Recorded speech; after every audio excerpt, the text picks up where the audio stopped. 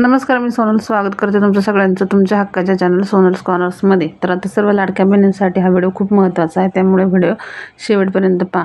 तर लाडक्या बहिणींना KYC साठी आता अजूनही 18 नोव्हेंबरपर्यंत मुदत दिलेली आहे, परंतु जर तुम्ही KYC केले नसेल तर लवकरात लवकर KYC करून घ्यावी।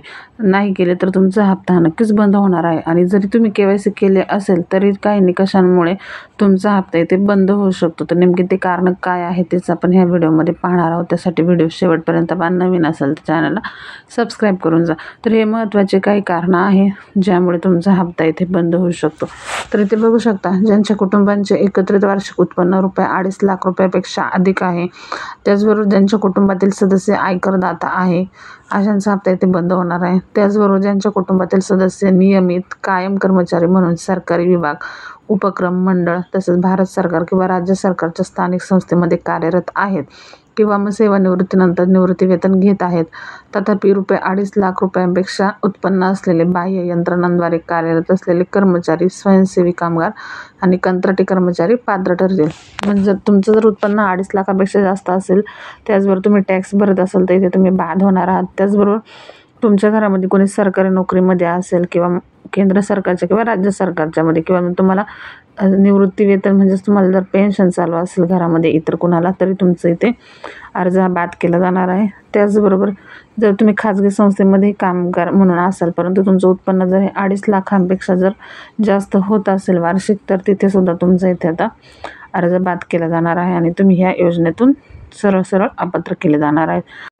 त्याचबरोबर सदर लाभार्थी महिला ही शासनाच्या इतर विभागामार्फत राबवण्यात येणाऱ्या आर्थिक योजनेद्वारे दरमहा ₹1500 किंवा त्यापेक्षा जास्त रकमेचा लाभ घेत असेल तर, म्हणजे जर तुम्ही लाडकी बहीण योजनेव्यतिरिक्त इतर कुठल्या सरकारी योजनेचा लाभ घेत असाल तर त्यातनं येणारे जे काही तुमचा जो काही हप्ता असेल तो ₹1500 पेक्षा जास्त असेल तरी तुम्हाला इथे लाडकी बहीण योजनेतून बाद करण्यात येणार आहे।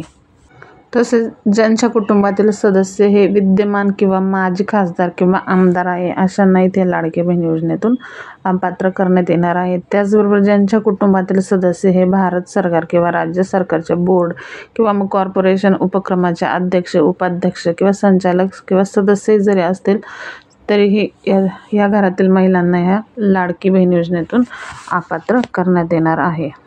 आणि ज्यांच्याकडे 4 चाकी वाहन म्हणजेच फक्त ट्रॅक्टर वगळून इतर जे काही 4 चाकी वाहन आहेत ते असतील तर त्यांच्या कुटुंबातील सदस्यांच्या नावावरती नोंदणीकृत आहे। म्हणजे घरात तुमच्या ट्रॅक्टर जर सोडला तर इतर जे काही 4 चाकी वाहन घरातल्या कुठल्याही सदस्याच्या नावावरती जर असेल तर अशा घरातील महिलांचा हप्ता इथे बाद केला जाणार आहे।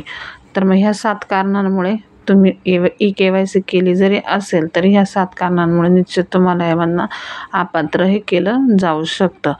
तर मग व्हिडिओ कसा वाटला आहे नक्की कमेंट करून सांगा। व्हिडिओ जास्तीत जास्त लाडक्या बहिणींपर्यंत शेअर करा। काही प्रश्न असतील तर नक्कीच कमेंट करा, आणि अशाच महत्त्वाच्या व्हिडिओसाठी चॅनलला सबस्क्राईब करा आणि आपल्या फेसबुक पेजला सुद्धा फॉलो करायला विसरू नका।